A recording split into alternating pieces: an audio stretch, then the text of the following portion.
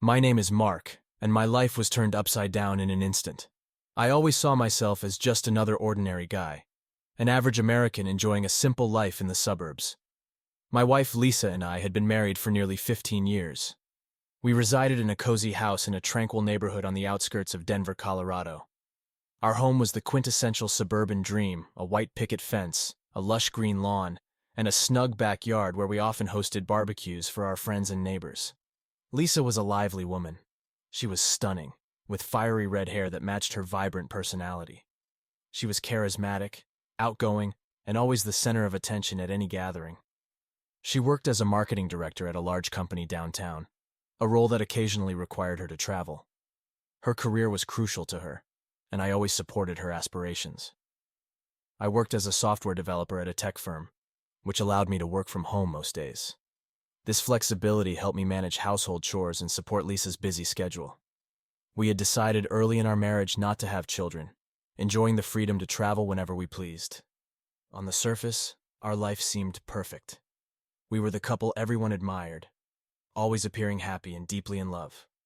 But, as I would soon discover, appearances can be deceiving. Recently, there had been subtle changes in Lisa's behavior that puzzled me. She seemed distant, often glued to her phone, and her business trips had become more frequent. I brushed off my suspicions, convincing myself it was just work-related stress. After all, I trusted her completely. We had always been open and honest with each other, or so I believed. Our story begins on what seemed like any other Saturday morning. I was in the kitchen, brewing my second cup of coffee, while Lisa was in the living room packing for another business trip. She seemed preoccupied, her responses to my attempts at conversation short and distracted. I chalked her mood up to work stress, as usual. Little did I know that this trip would be the catalyst that would unravel the tangled web of lies and betrayal that had taken over our marriage. Watching her leave that morning, dragging her suitcase behind her, I couldn't shake the feeling that something was amiss. My gut told me this trip was different, that there was more to her frequent travels than she was letting on. But for the sake of our marriage and my own peace of mind, I pushed those thoughts aside, hoping everything would be fine. I had no idea my world was about to be turned on its head, that the woman I loved and trusted was hiding a secret that would shatter the very foundation of our relationship. This is the story of how I discovered my wife's infidelity, the betrayal that ensued, and the unexpected journey of healing and self-discovery that followed. The quiet anxiety that had been building inside me for weeks finally began to overflow after Lisa left on her latest business trip. There were too many little things that didn't add up: her frequent trips, the way she guarded her phone like it was gold, and the sudden unexplained expenses on our credit cards. I sat at the kitchen table, my coffee long gone cold, replaying the events of the past weeks in my mind. Lisa had always been busy with work, but lately it felt like she was more absent than present. She would come home late, exhausted and irritable, and our conversations had become superficial, almost forced. Then there was the way she had become increasingly secretive with her phone. She used to leave it lying around the house, but now it was always within reach, never out of her sight. I couldn't recall the last time I saw her without it in her hand or pocket. And then there were the business trips. They had become more frequent, often with little or no notice. I used to enjoy those few days of solitude, but now they filled me with dread. Every time she left, I couldn't shake the feeling that she was running away from something or someone. I decided to take a closer look at her recent trips. I opened our shared calendar and noted down the dates and locations of her business trips over the past few months. It didn't take long to see a pattern. She was traveling to the same cities, often staying at the same hotels. It was too consistent to be a coincidence. One evening, after Lisa had gone to bed, I found myself unable to sleep.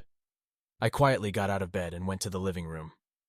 I picked up her laptop, which she often left on the coffee table, and turned it on. My hands trembled as I sifted through her emails, feeling guilty for invading her privacy, but the need to know the truth outweighed my conscience. It didn't take long to find something suspicious. Among the mundane work emails and newsletters were messages from someone named Tom. The emails were cleverly disguised as work-related, but between the lines it was clear there was more. The messages were flirtatious, filled with inside jokes and innuendos. My heart pounded harder with each email I read, each one a dagger to my heart. I spent the next few days in a daze, trying to act normal while my thoughts swirled with suspicion and doubt. Lisa continued her routine, seemingly oblivious to the storm brewing inside me. I couldn't confront her without solid proof, but I also couldn't ignore the mounting evidence. One evening, Lisa mentioned she had to go to a work dinner. It wasn't unusual, but something about the way she said it sent chills down my spine. She avoided eye contact and spoke hesitantly, as if hiding something. My intuition told me this was my chance to find out what was really going on. After Lisa left, I waited a few minutes, grabbed my keys, and set out to follow her. She had mentioned the restaurant during dinner, so I knew where she was headed. I drove there, parking a few blocks away to keep my car out of sight. My heart pounded as I walked to the restaurant, trying to stay hidden. I positioned myself outside, peering through the large windows into the dining area. It didn't take long to spot her. She was at a table in the back, laughing and chatting animatedly with a man who could only be Tom. They sat too close for it to be just a professional meeting. My suspicions were confirmed. As I watched them, I felt a mix of rage and heartbreak. The woman I loved and trusted was betraying me in the most painful way.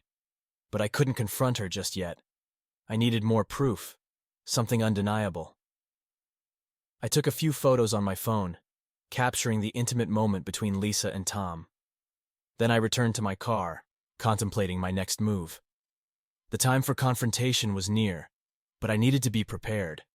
This was just the beginning of uncovering the truth about my wife's betrayal, and I needed to gather all the pieces before confronting her. Back home, I sat down and began to formulate a plan. I knew I needed to dig deeper to uncover the full truth about Lisa's affair. I was determined to get to the bottom of it, no matter how painful it would be. The woman I thought I knew, the life I thought we had built together, was unraveling, and I needed to be ready for what came next. I sat in the living room, my thoughts a storm of emotions. I tried to distract myself with the TV, but nothing could pull me away from the thoughts gnawing at my mind. The house felt colder, emptier, knowing what Lisa was doing behind my back. As the hours passed, my anxiety grew. Around midnight, I heard the front door open. Lisa laughed, stumbling, with Tom following behind her. They didn't see me in the dimly lit living room, assuming I was asleep. I remained still, watching as they moved through the house. Lisa's laugh was filled with drunken mirth, and she clung to Tom as they made their way to the living room. "Shh," she whispered loudly. "Mark's probably asleep. We need to be quiet." Tom laughed, pulling her closer. "Don't worry, babe. He's probably already snoring." They began kissing, their hands roaming freely like seasoned lovers. I felt my fists clench, my nails digging into my palms. The sight of my wife in another man's arms in our home was too much to bear. Lisa pushed Tom onto the couch, and they started undressing each other, their movements urgent and unrestrained. My anger grew with each piece of clothing that hit the floor. This was the woman I loved and trusted. The woman I had shared my life with for 15 years, now shamelessly betraying me in our living room. Unable to contain my anger any longer, I stood up, casting a shadow over them. The sound of my footsteps made them freeze. Lisa turned, her eyes widening in shock as she saw me standing there. "Mark!" she gasped, scrambling to cover herself with a pillow. Tom jumped up, fumbling to fasten his pants. I can explain," he stammered, his face pale. I didn't give him a chance. I lunged at him, fueled by rage and adrenaline. My fist connected with his jaw, sending him sprawling back onto the couch. Lisa screamed, trying to pull me away, but I shoved her aside, focusing all my anger on the man who dared to touch my wife. "Get out!" I roared, delivering another blow to Tom. "Get out of my house!" Tom scrambled to his feet, his face bloody and bruised. He grabbed his clothes, retreating from me with fear in his eyes. I'm going, he cried, stumbling toward the door. I followed him, ensuring he left, then slammed the door behind him. My chest heaved with exertion and rage. I turned back to Lisa, who was sitting on the couch, clutching a pillow to her chest, tears streaming down her face. "How could you?" I shouted, my voice cracking. "How could you do this to me, to us?" Lisa sobbed, trying to collect herself. "Mark, I'm sorry. I didn't want you to find out like this." "Find out?" I repeated mockingly. "You brought him into our home, Lisa. You didn't even care if I found out. You thought I was asleep and just went for it. How long has this been going on?" She hesitated, looking at her hands. "A few months," she admitted quietly. A few months, I echoed, feeling a punch to my gut. You've been lying to me for months, sneaking around with him, and I didn't see it. I trusted you, Lisa. I loved you. She cried harder, struggling to speak. I was lonely, Mark. You were always busy with work, always occupied. I needed someone, and Tom was there. It just happened. It just happened. I shook my head, unable to comprehend her excuse. No, Lisa. It didn't just happen. You made a choice. You chose to betray me. I stood there, looking at the woman I thought I knew, feeling like my entire life had been a lie. The betrayal cut deeper than I ever thought possible. I couldn't stand to look at her any longer, couldn't bear to be in the same room. I can't deal with this right now, I said, my voice empty. I need to get out of here. I grabbed my keys and walked out the door, leaving Lisa crying on the couch. As I drove aimlessly through the night, the weight of what had happened bore down on me. My marriage, my life, everything I thought I knew, was shattered. The future was uncertain, but one thing was clear: I couldn't go back to the way things were. This was a turning point, and I had to find a way to move forward, no matter how painful it would be. The following days were marked by tense silences and forced politeness. Lisa tried to give me space, but her presence was a constant reminder of her betrayal. I did my best to avoid her, hiding in the guest room and burying myself in work to escape the painful reality. One evening, Lisa knocked on the door of the guest room. "Mark, can we talk?" I sighed, knowing we couldn't avoid this conversation forever. "Come in." She entered hesitantly, her eyes full of sorrow. "I've been thinking a lot about what you said, about how much I've hurt you. I know I can't change what happened, but I want to try to make things right." I looked at her, my heart heavy with mixed emotions. "How do you propose we do that, Lisa? How do we get past something like this?" She sat on the edge of the bed, twisting her hands nervously. "I think we need a therapist, someone who can help us work through this. We've both made mistakes, and we need to find a way to communicate better, to understand each other." "A therapist?" I asked, skepticism in my voice. "You think talking to a stranger can fix this?" "I don't know," she admitted. "But we have to try, don't we? We have to give ourselves a chance." I turned away, wrestling with my thoughts. Part of me wanted to believe therapy could help, that we could somehow rebuild what was broken.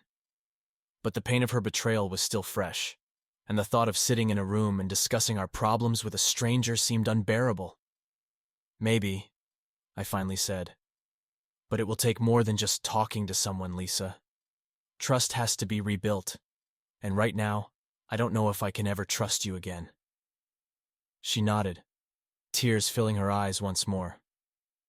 "I understand, Mark, and I'm willing to do whatever it takes to earn your trust back. Please, just give us a chance." I sighed, the weight of the decision pressing down on me. "I'll think about it, Lisa. But right now, I need more time." She nodded again, her expression a mix of hope and despair. "Take all the time you need. I'll be here, waiting, hoping we can find a way through this." As she left the room, I lay back on the bed, staring at the ceiling. The road to healing and forgiveness seemed impossibly long and full of uncertainties. But one thing was clear: whatever happened next, our lives would never be the same. The next few weeks were a haze of tension and awkward silences. I continued to avoid Lisa, immersing myself in work and spending long hours away from the house. The nights were the hardest, lying in the guest room, my thoughts swirling around her betrayal. Anger and pain simmered beneath the surface, and I found myself plotting ways to make her feel the same pain she had inflicted on me. The idea of revenge took root in my mind, growing stronger with each passing day. Lisa had destroyed our marriage, shattered my trust, and made a mockery of our life together.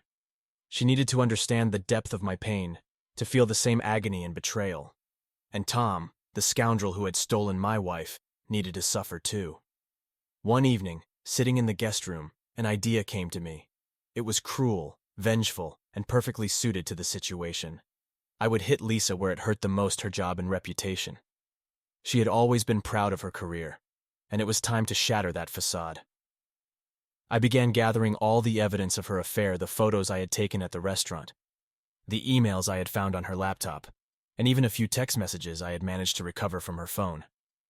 I compiled everything into a neat, devastating package. Then, I created an anonymous email account and sent the evidence to her boss, along with a detailed explanation of her affair with Tom, who also worked at the same company. The next morning, I watched as Lisa left for work, blissfully unaware of the storm that was about to hit. I felt a twisted satisfaction, imagining the fallout. Her career would be ruined, her reputation tarnished, and Tom would be dragged down with her. That evening, Lisa came home late, her face pale and drawn. She barely looked at me as she walked past, heading straight for the bedroom. I followed her, my heart pounding with a mix of anticipation and fear. "What happened, Lisa?" I asked, feigning concern. She turned to me, her eyes brimming with tears. "I lost my job, Mark. They fired me." I raised an eyebrow, pretending to be shocked. "Why? What happened?" "Someone sent my boss an email," she said, her voice trembling. "They had photos, emails, everything. They know about Tom and me. Tom got fired too." I felt a surge of triumph but kept my expression neutral. "I'm sorry to hear that, Lisa, but maybe it's a sign. Maybe it's time to focus on rebuilding our marriage." She looked at me, a glimmer of hope in her eyes. "Do you really think so, Mark? Do you think we can still fix this?" I nodded, maintaining the charade. "I think we can try, but you need to understand the consequences of your actions. You need to see what your betrayal has done." Over the next few days, I watched as Lisa struggled to cope with losing her job.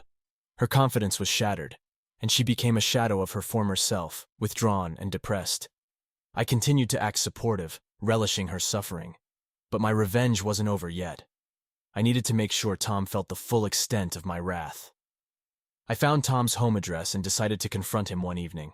He lived in a modest apartment across town, and it wasn't hard to find his door. When he opened it, his face turned pale at the sight of me. "Mark," he stammered. "What are you doing here? I didn't waste any time." I shoved him back into the apartment, slamming the door behind me. "You thought you could sleep with my wife and get away with it?" I growled. He backed away, fear in his eyes. "Listen, I'm sorry, man. I didn't mean for it to go this far." "Sorry?" I laughed, a cold, bitter sound. "You destroyed my marriage. You ruined my life. And now you're going to pay." I grabbed him by the collar and slammed him against the wall. "I lost my job because of you," he cried, desperation in his voice. "Isn't that enough?" "No," I whispered. "It's nowhere near enough." I beat him mercilessly, pouring out all my pent-up anger and frustration. When I was done, he was a bloody, whimpering mess on the floor. I stood over him, breathing heavily. "If you ever go near Lisa again," I spat, "I'll kill you." I left him there, satisfied with my revenge. As I drove home, I felt a dark satisfaction. Lisa and Tom had both paid for their betrayal, and I felt a twisted sense of justice. When I returned home, Lisa was sitting in the living room, her eyes red from crying. She looked at me, a mixture of fear and hope in her gaze. "Mark, where have you been?" I shrugged, keeping my voice calm. "Just driving. Needed to clear my head." She nodded, biting her lip. "I've been thinking about what you said, about rebuilding our marriage. I want to try, Mark. I really do." I sat down next to her, taking her hand in mine. "Then let's start working on it, Lisa. Let's rebuild what we lost." We sat there, the house filled with tense, awkward silence. The path to reconciliation was uncertain, but I knew one thing: Lisa would never forget the consequences of her betrayal, and I would never let her forget. In the following weeks, we made a tentative attempt to mend our broken marriage. Despite the facade of reconciliation, my anger and distrust simmered beneath the surface. We began seeing a therapist, Dr. Collins, who specialized in couples dealing with infidelity. Each session was a painful excavation of our past, our resentments, and the betrayal that had torn us apart. Dr. Collins encouraged open and honest communication, forcing us to express our feelings without fear of judgment. Lisa tearfully confessed her loneliness, her frustration with my work habits, and how she felt neglected and unloved. In turn, I expressed my pain, my sense of betrayal, and the rage that consumed me from the moment I discovered her affair. Despite our efforts, the sessions often devolved into arguments. The wounds were too fresh, the betrayal too deep. Lisa's attempts to apologize and explain her actions only fueled my anger. Her words felt hollow, her remorse insincere. I couldn't forget the image of her and Tom in our living room, the sound of their laughter echoing in my mind. One evening, after an especially tense therapy session, We returned home in silence. The air was thick with tension, a suffocating presence we couldn't escape. I retreated to the guest room while Lisa went to our bedroom. Lying there, staring at the ceiling, I realized with startling clarity this wasn't working. The trust was gone, replaced by a festering wound that refused to heal. The next morning I made a decision. I couldn't continue living like this, trapped in a cycle of anger and resentment. I needed to move on, find some semblance of peace. It was time to end our marriage. I approached Lisa in the kitchen, my heart heavy but resolute. "Lisa, we need to talk." She looked up, her eyes red from lack of sleep. "What is it, Mark?" I took a deep breath, trying to steady myself. "I think it's time for us to end this. We can't keep living like this. The trust is gone, and I don't see a way to rebuild it." Her face crumpled, and she looked away, tears streaming down her cheeks. "Mark, please. We can still try. We can keep going to therapy, keep working on it." I shook my head, my voice firm. "This isn't working, Lisa. We both know it. This isn't a marriage anymore, it's a prison. We're both unhappy, and it's only going to get worse." She sobbed, her shoulders shaking. "I don't want to lose you. I love you, Mark. I know I made a terrible mistake, but I want to make it right. I loved you too," I said quietly, the past tense hanging heavily in the air. "But I can't forget what you did. Every time I look at you, I see the betrayal. It's tearing me apart." She reached out with a trembling hand, touching my arm. "Please, Mark, give me one more chance." I pulled my arm away, unable to bear her touch. "I'm sorry, Lisa. I've already contacted a lawyer. We're getting a divorce." Her sobs grew louder, but I steeled myself against the sound. I couldn't allow myself to be swayed by her tears, not when I knew this was the right decision for both of us. The next few weeks were a whirlwind of legal proceedings and paperwork. I hired Marcia, a ruthless lawyer I had consulted earlier. She was efficient and unyielding, ensuring my interests were protected. Lisa, for her part, was devastated. She hired a lawyer too, but her heart wasn't in the fight. She seemed resigned to the inevitability of our divorce. We divided our assets, sold the house, and split the proceeds. The process was painful, a constant reminder of the life we had built together and the dreams that had crumbled. Friends and family were shocked, some taking my side, others Lisa's. It was a messy, emotional process, but I knew it was the only way forward. On the day we signed the final divorce papers, Lisa and I met in the lawyer's office. The atmosphere was somber, the weight of our failed marriage hanging between us. Marcia handed me the papers, her expression professional and detached. Lisa's lawyer did the same. As I signed my name, memories flooded back: our wedding day, our travels, quiet evenings spent together. All of it now reduced to a few signatures on a piece of paper. When it was Lisa's turn to sign, she hesitated, looking at me with tear-filled eyes. "Mark, are you sure about this? There's no going back after this." I nodded, my resolve firm. "I'm sure, Lisa. This is the right decision." She signed the papers, her hands shaking. When she finished, she looked at me one last time. "I hope you find happiness, Mark. I really do." I struggled to keep my emotions in check. "I hope you do too, Lisa." With that, we stood up and left the office, each going our separate ways. The divorce was final, and there was no turning back. As I stepped out into the bright sunlight, I felt a strange sense of relief. The weight of our broken marriage was lifted, and for the first time in months, I felt a glimmer of hope. The future was uncertain, but it was mine, free from the chains of betrayal and distrust. The journey to healing and self-discovery was just beginning, and I was ready to face it head-on. It was time to rebuild my life, find peace and happiness on my own terms, and with each step I took, I knew I was moving closer to a future where I could finally be free from the shadows of the past. The days following the finalization of our divorce were a whirlwind of conflicting emotions. I felt a strange mix of relief and sorrow, freedom and loss. The chapter of my life with Lisa had ended, and it was time to turn the page and start anew. I moved into a small one-bedroom apartment downtown, far away from the suburbs where we had lived. It was modest but cozy, a blank slate for my new beginning. The first few weeks were tough. I would wake up in the middle of the night, disoriented and reaching for someone who was no longer there. The emptiness of the apartment echoed my loneliness, but I knew it was a necessary part of the healing process. I threw myself into work, taking on new projects and staying late at the office. The routine was comforting, providing a sense of stability amidst the chaos. I also began reconnecting with old friends I had lost touch with over the years. They welcomed me with open arms, offering support and distraction from my thoughts. We went out for drinks, watched games, and reminisced about the past. Their presence reminded me that I wasn't alone, that there was a world beyond my failed marriage. Therapy became an essential part of my recovery. Dr. Ellis, a patient and understanding therapist, helped me navigate the labyrinth of my emotions. Our sessions were intense and often painful, forcing me to confront the anger, guilt, and sadness I had buried deep inside. Dr. Ellis helped me realize that while Lisa's betrayal was significant, there were many layers to the breakdown of our marriage.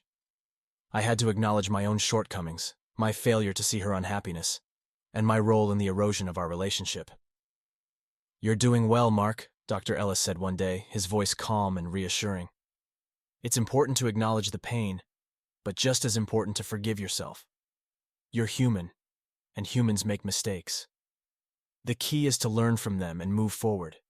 His words resonated with me. Forgiveness, both for Lisa and myself, was the only path to true healing. It was a slow process, but with each passing day, the anger began to subside, replaced by a cautious acceptance of the past. As the months went by, I began to rediscover myself. I took up photography, a hobby I had always loved but had neglected during my marriage. I spent weekends exploring the city, capturing moments of beauty and serenity through the lens of my camera. Each photograph was a testament to my journey, a visual diary of my path to recovery. I also joined a hiking group, eager to reconnect with nature and challenge myself physically. The hikes were exhausting but exhilarating, each step a metaphor for my progress. The fresh air and stunning landscapes provided a sense of peace I hadn't felt in years. In the group, I made new friends, people who shared my love for the outdoors and understood the value of a fresh start. One of these new friends was Emma. She was vibrant and full of life, with a smile that could light up the darkest room. We hit it off immediately, our conversations flowing effortlessly as we hiked through forests and climbed mountains. Emma was also recovering from a broken relationship, and we found solace in each other's company. We shared our stories, our struggles, and our hopes for the future. The more time we spent together, the stronger our connection grew. It was different from what I had with Lisa, simpler, more genuine. Emma wasn't a replacement for Lisa. She was a new beginning, a chance to build something from scratch. I was cautious, taking things slowly, but for the first time in a long while, I felt a spark of happiness. One evening, after a long hike, Emma and I sat by a lake, watching the sunset paint the sky in shades of orange and pink. The moment was perfect, a snapshot of serenity. Emma turned to me, her eyes reflecting the fading light. "Mark, I've been thinking. We've both been through a lot and made great progress. I really enjoy spending time with you, and I think we could be good together." Her words caught me off guard but filled me with warmth. "I feel the same way, Emma. I think we should give ourselves a chance and see where this takes us." We exchanged quiet smiles, an unspoken promise of a new beginning hanging in the air. It wouldn't be easy, but nothing worthwhile ever is. We were both broken, but together, we could start to heal. As the weeks and months passed, Emma and I grew closer. We supported each other through the ups and downs, celebrating small victories and comforting each other during tough times. Our relationship was built on trust and mutual respect, a stark contrast to the deception and betrayal I had experienced with Lisa. Life after Lisa was a journey of rediscovery and healing. I learned to forgive, to let go of the past, and to embrace the future with open arms. The scars of betrayal remained, but they no longer define me. They were a part of my story, a reminder of the strength and resilience I had found within myself. Looking back, I realized that the end of my marriage was not the end of my life. It was a painful chapter, but it led me to a place of growth and self-awareness. I faced my darkest fears, weathered the storm, and emerged stronger and wiser on the other side. Emma and I continued to build our life together, step by step. We traveled, explored new places, and created memories that were uniquely ours. Our love was a testament to the healing power of time and the resilience of the human spirit. In the end, I found happiness not in spite of my past, but because of it. The betrayal, the anger, the heartbreak, all of it was part of my journey, shaping me into the person I had become. And as I looked towards the future, I did so with hope and a renewed sense of purpose, ready to embrace whatever life had in store.